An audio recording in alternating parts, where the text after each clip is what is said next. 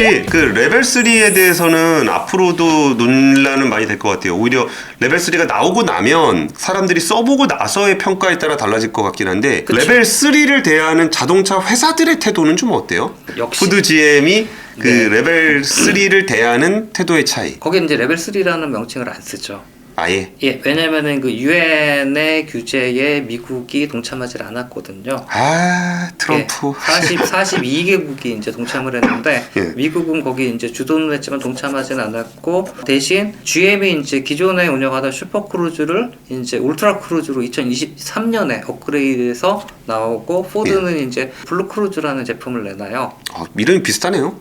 그래서 이제 소송을 했죠. 아 그래요? GM이 이제 걸었죠. 똑같이 베껴 했는데 합의는 했어요. 어쨌든 그대로 쓰는 음. 걸로. 그만큼 자존심 대결이 심하다는 거죠. 근데 이제 울트라 크루즈 같은 경우에는 지도를 자기네들이 알아서 만들었고 북미의 도로에 포장된 공공도로의 95%를 다 직접 지도를 만들어서 커버를 95%요?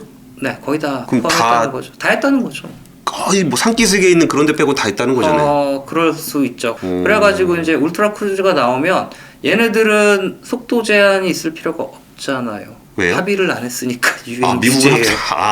네. 그렇게 되면 어때요? 도로 제한 속도만 지키면 되잖아요. 그쵸. 그러니까 굉장히 무슨 뭐 날씨가 안 좋다거나 뭐 비가 많이 오거나 눈이 많이 온다거나 아니면 센서가 파손이 됐다거나 이런 상황 아니면 와 이게 참 달릴 수 아이러니하네. 있죠. 그러니까 거기는 레벨 거기 동참을 안 했으니까 레벨 2인데 오히려 내가 자율주행으로 달릴 수 2라고 있는 얘기를 하는 거리는 훨씬 많은 거네요. 많고 속도 제한이 없고. 와 이거 그럼 규칙 지키는 사람이 오히려 좀 손해를 보는 이 공정하지 못한 이게 뭔가 진짜 아이러니하네요. 업계도 재미있고 이게 또 뭐 교통 히스토리까지 가면 굉장히 복잡하긴 한데 좀 다감하고 GM하고 포드가 이제 그런 형태로 출시를 하면 테슬라하고의 비슷해지네요. 비슷한 경쟁을 할 수 있겠죠. 특히 이제 GM 울트라 크루즈가 그러네요. 95% 커버되고 속도 제한 없고 와 그러면은 테슬라의 풀셀프 드라이빙이랑 거의 비슷한 그래서 다들 울트라 크루즈를 기대하고 있습니다. 레벨 3가 밟히는 거 아니야? 이런 거 있잖아요. 오히려 그럼 레벨 2를 가지고 잘하는 게 오히려 더 중요해질 수도 있는 것 같고 볼보 같은 경우에는 북미부터 진출을 고민을 하고 있거든요. 예. 그러니까 지금 이제 스웨덴에서 중국 회사인데 어쨌든 본사는 스웨덴에 있으니까 예. 거기서 테스트를 하고 있고 이제 캘리포니아에 운행 테스트 신청을 해서 시험 운행을 하겠다라고 이제 하겠다는 전략을 가지고 레벨 있는데 4를요? 지금 레벨 3 개발하는 예. 거고요. 그렇게 되면 과연 누가 이길까라는 게 있잖아요. 물론 그들이 레벨 3를 가지고 들어오면 미국은 그냥 규제가 없잖아요. 그쵸. 합의 안 했으니까 예. FSD처럼 달릴 수 있잖아요. 레벨 3로 가지고 들어갔어도 미국에서는 그걸 안 했으니까 네. 할 수는 있다는 거죠. 일단 그렇게 판단하고 있어요. 그렇게 되면은 물론 이제 울트라 크루즈처럼 GM이 직접 지도를 만들지는 않았지만 그들의 이제 기능이 어느 정도 서포트된다면 또 다른 양상이 벌어지지 않을까 라는 생각이 듭니다. 2023년 내년이요. 진짜 오래지 않은 시간에 굉장히 특이한 모습을 보게 될 것 같아요. 기술은 그렇게 발전하죠. 누군가 하나 나와서 시장을 좀 이렇게 흔들기도 하고 교란하기도 하면서 서로 경쟁이 되면서 또 다른 룰 세팅이 되면서 이제 기술이 발전하고 규제가 만들어지는 건데 뭐 한동안 자율주행에 대해서 관심이 좀 떨어지긴 했잖아요. 예. 근데 이제 제가 보기에는 이 GM 울트라 크루즈 같은 경우는 레벨 2.5라고도 얘기를 하거든요. 애매하니까. 예. 2라 그러면 좀 없어 보이니까 네, 없어 2.5. 보이고. 예. 예. 그리고 또 3라 그러면 미국이 규제가 없으니까. 쌍용차에서 코란도가 2.5라 그랬었는데. 그래요?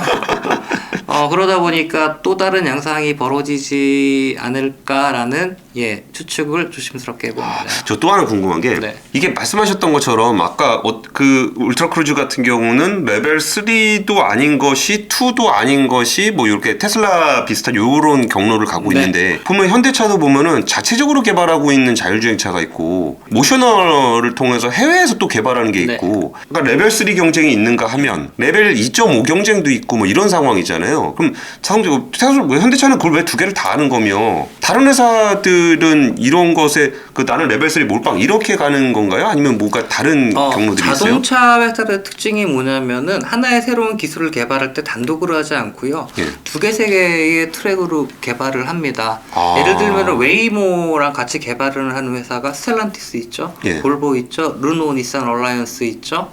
갑자기 생각이 안 나네요. 예. 어쨌든 중국 회사 하나 또 새로 개발을 시작을 했죠. 이런 식으로 5개 회사가 같이 하고 있거든요. 웨이모와 웨이모가 웨이모는 그 레벨 4, 5. 예. 근데 이 로보택시. 5개 회사들이 웨이모만 하느냐? 아니죠. 각자 또 하고 있죠. 그다음에 폭스바겐 예를 들어 볼게요. 예, 예. 포드하고 하고 있죠. 그쵸. 얼마 전에 아르곤 AI 하고 있죠. 네네. 알과이에 하고 있죠. 얼마 전에 발표한 게 보쉬랑 하겠다고 발표를 했고 예. 보쉬랑 같이 자기네 소프트웨어 그룹하고 1000명 인원을 투입을 해가지고 개발을 하기로 했어요.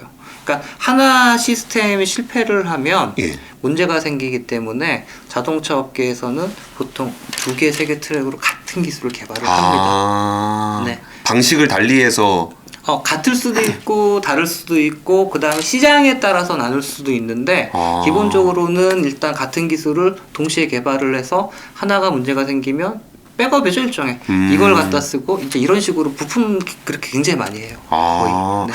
저는 그 자동차 기사 이렇게 보다가 뭐 얘는 얘랑도 한다고 그랬다가 쟤랑도 한다고 그랬다가 네. 도대체 얘는 자율주행을 뭘 하겠다는 거야 라고 궁금했는데 그런 게 아니라 그냥 다 하는 거군요. 대부분 부품들을 그렇게 다 해왔습니다. 알겠습니다. 이게 또 저 궁금한 게 레벨 2하고 3를 제가 개인적으로 느꼈을 때 네. 이게 운전을 안 하면은 막 갈구잖아요 차가 뭐 이렇게 뭐 해라 이렇게 막 갈구는 건데 이렇게 갈구는 이유가 결국 그 책임의 문제가 있는 거잖아요. 제일 중요하죠. 그래서 레벨 2는 진짜 얘도 대충 하고 있기 때문에 내가 전적으로 책임져야 된다는 걸 제가 알아요. 그래서 나는 이게 한눈을 팔더라도 잠깐밖에 못 팔고 근데 레벨 3쯤 되면은 얘가 자꾸 갈구는 걸 보니까 뭔가 지가 책임질 게 있어 보여. 그리고 테슬라 같은 경우는 지가 마음대로 잘하는데 책임은 안 져준다고 또 매뉴얼에 써 있어. 그렇죠. 그러면 여기서 2, 2.5, 3 이렇게 넘어갈 때 이런 책임 아니면 보험 이런 거는 좀 어떻게 진행이 되고 있어요? 권 기자님은 이제 뭐 차를 사랑하시고 전문가시니까 이렇게 말씀을 하시지만요. 예. 일반인들 중에 차를 샀습니다. 예. 매뉴얼 보는 분이 몇 분이나 계실 것 같아요. 거의 없죠. 저도 안 봐요. 너무 두꺼워 이만하게 만들어가지고. 너무 왜 두껍겠어요? 책임이죠. 책임의 표현이죠. 테슬라 매뉴얼 보면은 어마무시하거든요.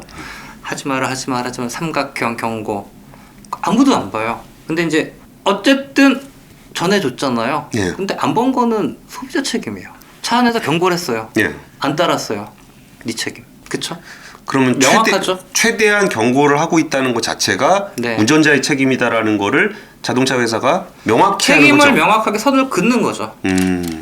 알겠습니다. 그 역할입니다. 그럼 그 보험은 좀 어때요? 보험. 기본적으로 이제 블랙박스를 장착하게 됩니다. 모든 자율주행차는 3부터는 예. 블랙박스를 달아가지고 모든 데이터를 로깅을 해요. 그걸 가지고 사고난 판별을 하는데 기본적으로는 이제 운전자가 지시를 따랐냐 안 따랐냐 매뉴얼을 따랐냐 따르지 않았냐가 굉장히 중요한 판별 기준이 돼요. 그럼 여기 보험에 대한 것들도 좀 이렇게 논란들이 좀 많이 있었잖아요. 좀 가이드나 이런 것들이 조금 나왔어요? 레벨 3는 이제 기존 보험을 가지고 이제 갈 거고 레벨 4부터는 우리나라도 이제 자율주행 사고조사위원회가 생겼습니다. 국토교통부에서 만들어가지고 자율주행이 사고가 나면 블랙박스를 가지고 데이터 조사를 하고 그 다음에 차량 문제인지 아니면 뭐 레벨 4에도 백업 드라이버, 폴백 드라이버가 있잖아요.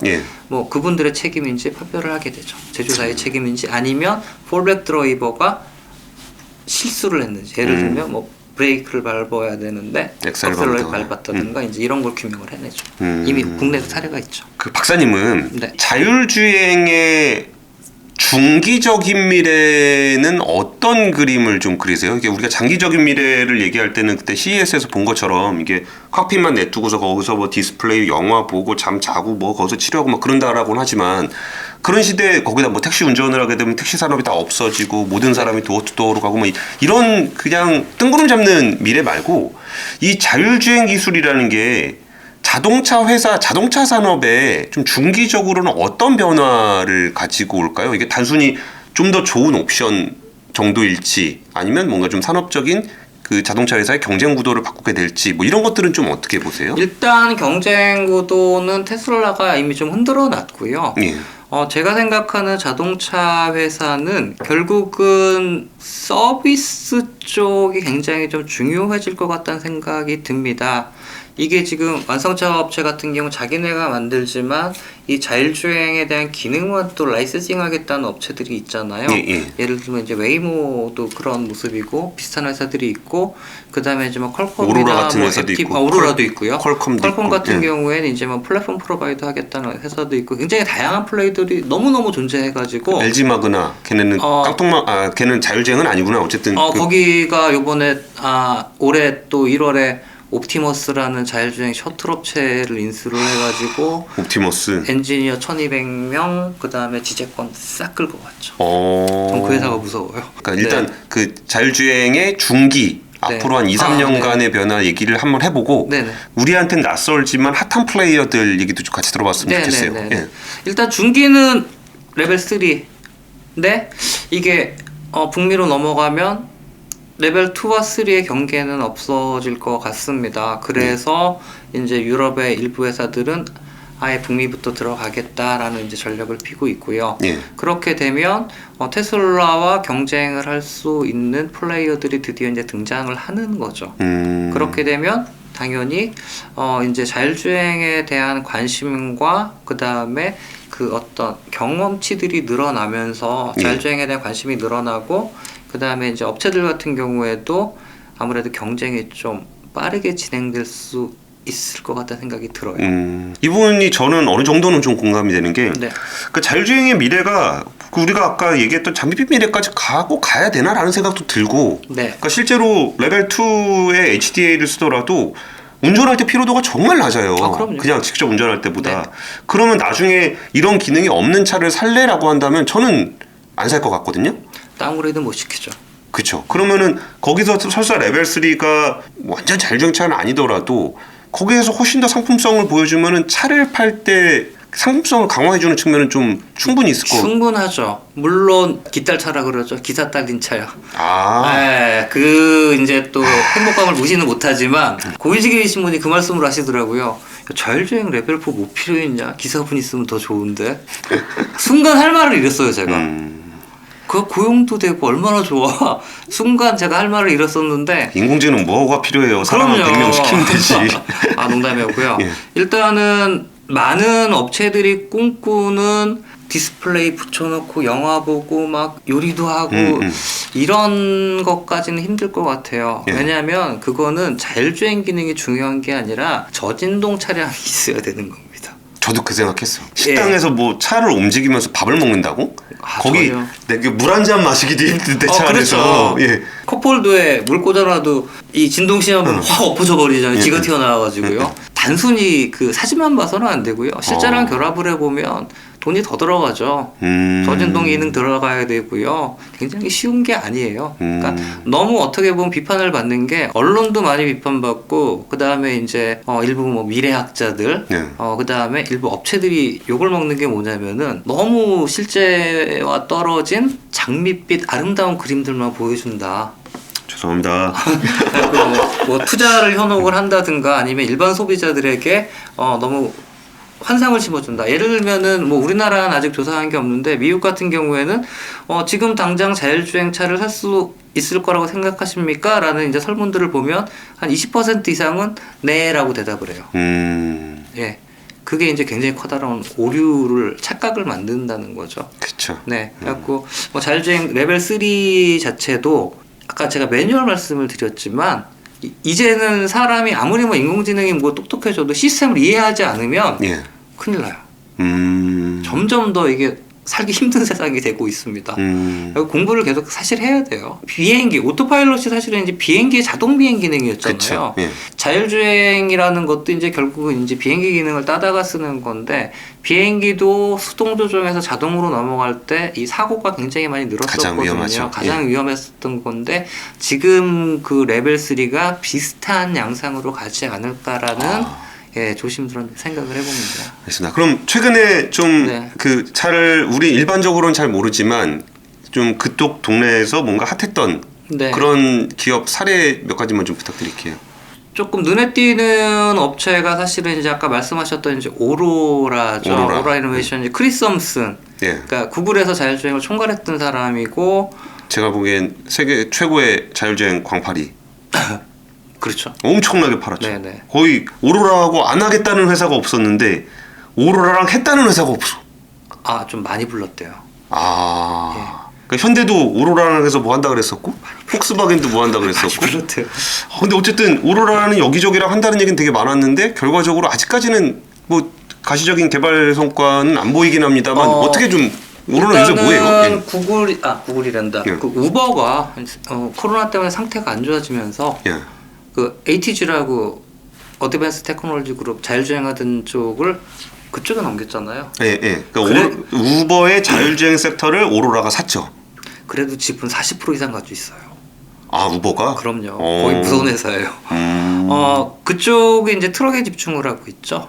오로라가? 네, 미국 같은 경우는 그 북미의 이제 그 물류의 한 80% 이상을 이 클래스 A 거대한 트럭들이 담당을 합니다. 예, 예. 이제 코로나가 터지면서 굉장히 이제 그 물동량이 늘어났고 그 운전하시는 분들이 사실은 굉장히 그 힘들죠. 힘든 그거잖아요. 저도 유튜브에서 많이 보는 게 한국인 분들도 굉장히 많이 계세요. 아. 예, 집에 가서 집 떠나서 한 달 있다 들어오시고 뭐 부부가 같이 하시는 분들 계시고 그런데 그러니까 진짜로 미국 트럭 보면은 뒤에가 침대예요, 침대. 네. 그냥 가다가 거기서 자다가 일어나서 거기서 뭐 하고 되게 그 요새 트럭 유튜브 이렇게 잘 보면은 요새 이게 남자 여자 차이는 좀 있겠지만 이렇게 여성분 트럭 하시는 분들이 방을 꾸미듯이 아, 맞아요. 그 남자 방도 이렇게 꼬치하고 좀 그렇잖아요. 근데 여성 트럭커들이 이제 방처럼 이렇게 꾸며놓은 트럭 같은 걸 보면은 아, 저분들에게 트럭의 그 캐빈룸은 정말 방이구나라고 싶을 정도로 호텔이죠. 엄청나게 오랫동안 거기서 생활을 하신다는 거죠. 그러니까 저는 이제 트럭 그분들 휴게소가 따로 있거든요. 예, 예. 유타나 이쪽에 아리조나 쪽 가면 근데 거기 몇 번 가봤는데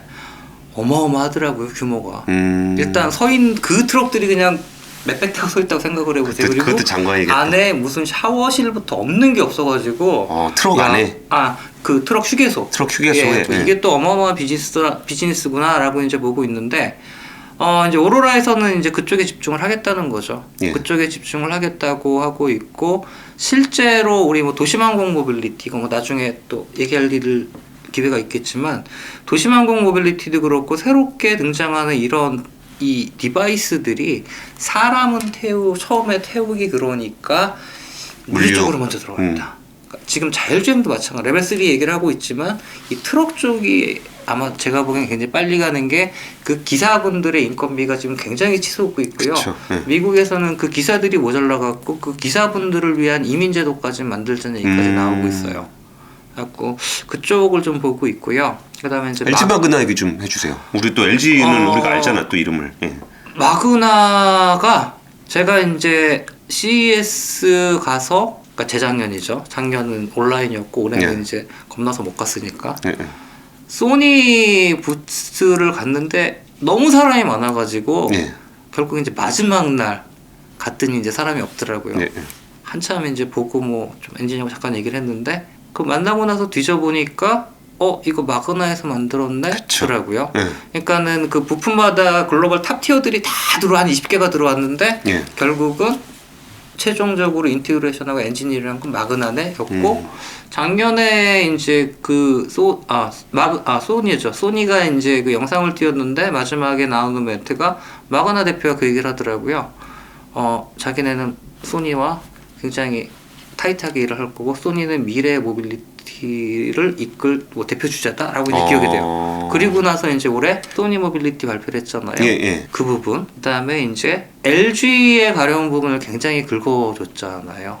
그러니까 파워트레인 쪽 하면서 어떻게 보면 LG 기술과 그러니까 마그나 자체도 자기네 차를 만들 기술이 있어요. 예. 그리고 LG랑 이제 결합을 하고 지금 나면 거의 완전체가 되거든요. 자동차를 만들 수 있는. LG는 전장 부품 쪽에 좀 강하고. 네, 마그나는 전장도 있고 플랫폼에 강하고. 배터리도 있고 네. 그다음에 이제 SI 쪽도 있고 LG 그룹 차원에서 보면 LG는 타이어 빼고 있죠. 근데 이제 거기는 양산에 강점이 있는 게 아시겠지만 지금 리비안 예. 그다음에 신생업체들이 제일 힘들어하는 게 뭐냐면은 양산이거든요. 이 양산, 특히 이제 생산 기술하고 품질 관리는 하루 아침에 되는 게 아니에요. 자동차가. 예. 리비안이 주식 상장하자마자 확 떴다가 야 하루 1.5대 만든댄다 그랬더니 확. 네. 그만큼 자동차는 많은 분들이 뭐 스마트폰이네, 바퀴 달린 스마트폰이네라고 보지만 실제 양산 들어가는 순간 그 스마트폰이 아니에요. 그치. 양산 끝나고 내 돈 주고 사야 이제 스마트폰이 되는 거죠. 예, 예. 그래갖고 그런 이제 양산력, 특히 애플도 뭐 주가만 왔다 갔다 하는데 애플이 만약에 이제 또 뭔가를 한다면 ODM을 한다면은 ODM은 뭐 아직은 중국보다는 마그나가 경쟁력이 굉장히 세기 때문에 예. 이제 그런 ODM 업체도 굉장히 좀 주목을 하고 있고요. 그다음에 이제 중국 업체들. 중국. 예, 지금 좀 리서치를 조금 하고 있는데 예. 농담삼아 이런 얘기들을 가끔 해요. 중국에서 자율주행 테스트하다 몇 명이 죽었는지 아무도 모른다고요. 그쵸. 코로나로 몇 명 죽었는지도 모른다는 거 아니에요? 네, 그러니까 중국은 한 기술을 밀면은 특정 업체를 밀잖아요. 그러니까 뭐 예를 그쵸. 들면은 뭐 시청자분들도 아시는 UMA는 이항, 예. 뭐 이런 식으로 이제 밀잖아요. 근데 그 자율주행 같은 경우에는 지금 아폴로. 예. 아폴로도 밀고 바이두 중심으로 모여 있는 프로젝트죠. 바이두 중심으로 이제 아폴로 플랫폼 그쪽을 밀고 있고 해가지고 중국이 과연 어떻게 진화할지, 그다음에 뭐 슝안이라는 신도시가 있는데 거기는 뭐 100% 자율주행으로 가겠다. 도시 자체를 만들고 있습니다. 지하화하겠다. 도시 설계에 자율주행을 아예 초반부터 설계 요소로 끼워 넣어가지고 우리나라도 뭐 지금 대선 주자들이 지하로 이제 뭐 바꿔야 뭐 하겠다 뭐 이런 얘기 나오는데 그 경부고속도로 지하해가지고 강남 집값 올려주겠다 그 얘기 아니었어요? 그렇죠. 근데 이제 아예 자율주행을 감안을 해서 지하로 해서 도시를 만들겠다.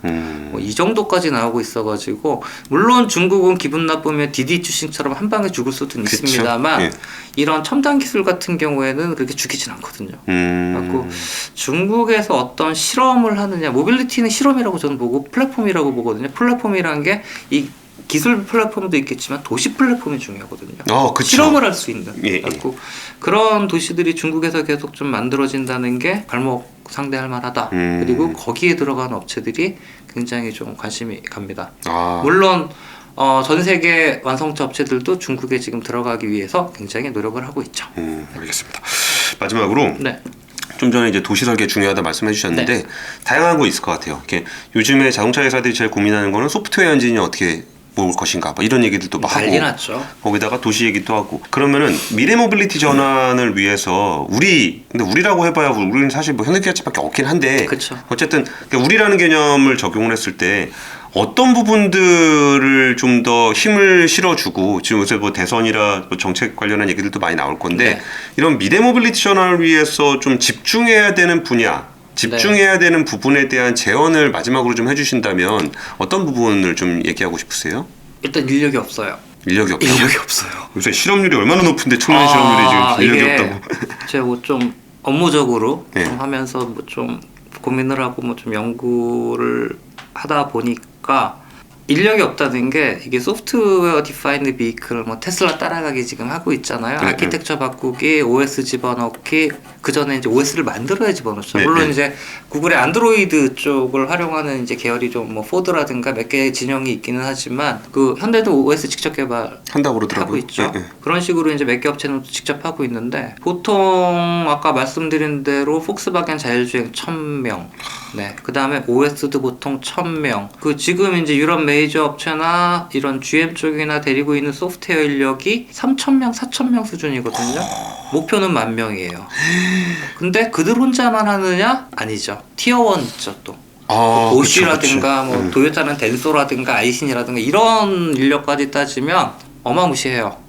근데 이제 아직까지 우리나라에서 자동차 소프트웨어 인력에 대한 실태 조사는 명확하게 되지는 않았는데 추산 데이터가 1000명쯤 넘지 않을까 싶습니다. 뭐 현대자동차도 아예 소프트웨어 엔지니어 홈페이지 따로 만들어가지고 지금 그거 하고 있거든요.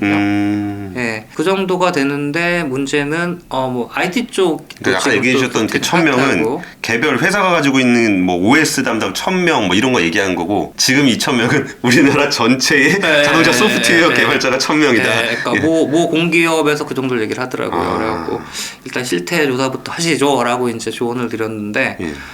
그만큼 어느 날 갑자기 이제 확 전환을 하려다 보니까 사람이 없는데 이게 글로벌리 지금 굉장히 반도체보다 무섭게 인력 쇼티지가 일어났고 그다음에 우리나라 자동차 회사 처우가 약해요. 제가 다닐 때만 해도 처우가 굉장히 좋았었는데 지금 이제 IT 업계가 굉장히 처우가 높아지고 그때 기준으로 계속 지금까지 있으니까 그런 거 아니겠습니까? 그렇죠. 조금 낮아졌대요. 낮아졌대요. 저 깜짝 놀랐어요. 그래갖고 일단은 처우가 개선이 되지 않으면 인력 못 모아요. 네, 처우나 근무 환경. 근데 자동차 쪽이 굉장히 뒤처집니다. 그렇죠. 경직적이죠. 경직적이고 연봉 체계도 지금 낮고 뭐 예를 들면은 다임러가 이제 메르세데스 벤츠로 이제 이름을 완전 통으로 바꿨는데 네.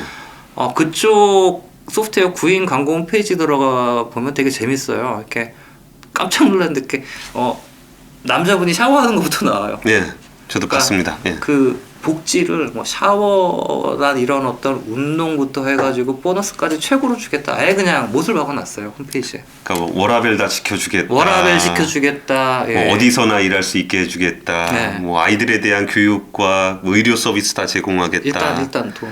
돈은 두말할 나위가 예, 없다. 성과에 따른 보상 따로 해주겠다. 네. 그 정도 아니면 이제 사람을 못 가는데 그 부분이 제일 중요하고요. 그 다음에 중요한 게 부품 업체들 전환하는 거. 현대자동차도 이제 글로벌 업체잖아요. 네. 어떻게 보면은 이제 국내 업체랑 일을 하지 않아도 됩니다. 근데 이제 대부분의 내연기관 업체, 협력 업체들이 이제 국내에 많이 있고 지역에 이제 지방에 많이 있는데 그분들이 새로운 미래 어떤 그 먹거리를 찾기 되게 힘들어해요. 사람도 없고 일단 생산에만 집중했는데 어느 날 생산이 지금 뭐 일부 끊긴 업체도 있고 이제 물량이 이제 이미 내연기관 줄어들고 있어요. 그리고 이제 개발도 이제 안 하기로 했으니까. 안 하기로 했으니까 예. 새로운 아이템이 없거든요. 예. 그래갖고 그 부분들을 어떻게 사실은 이제 전환을 시키느냐가 굉장히 커다란 이슈입니다. 지역 경제가 망해요. 우리 미래 화창한 얘기하다 왜 마지막에 이렇게 침울할까? 그러면은 우리 너무 침울하게 끝내긴 좀 그러니까 네네. 이게 잘 되면 우리는 무엇을 기대할 수 있는가를 보면서 마무리했으면 좋겠어요.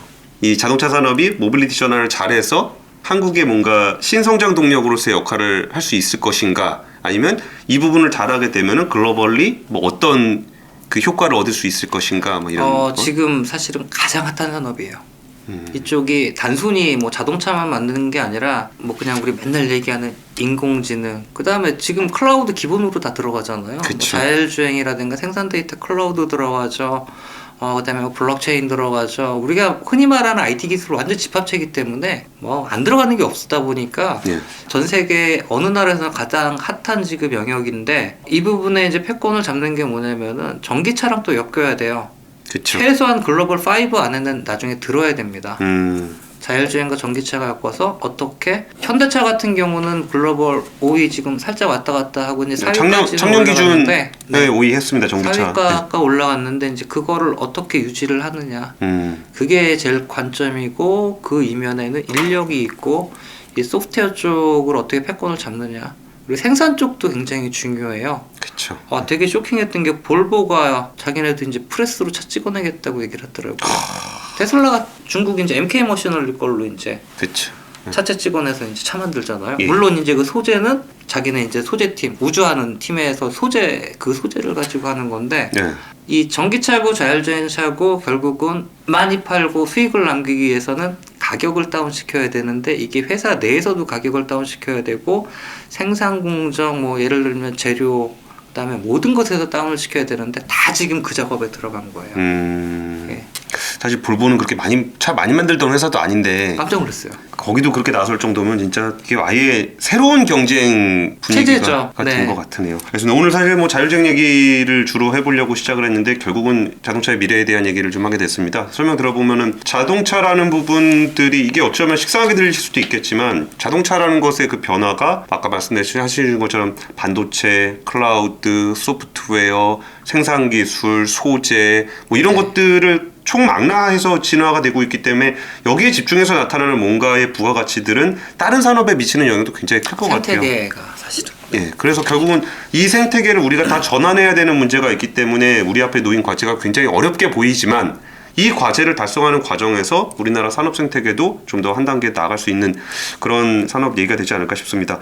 오늘 준비한 얘기는 여기까지고요. 우리가 자율주행 레벨 3 한번 나오면 우리 진짜 한번 타보고 이게 얼마나 사람들한테 만족을 주면서 과거로 돌아갈 수 없을 정도의 만족감을 주는지를 보면서 아, 자율주행차의 미래가 이렇게 진행이 되고 있구나를 확인해 볼 수 있을 것 같습니다.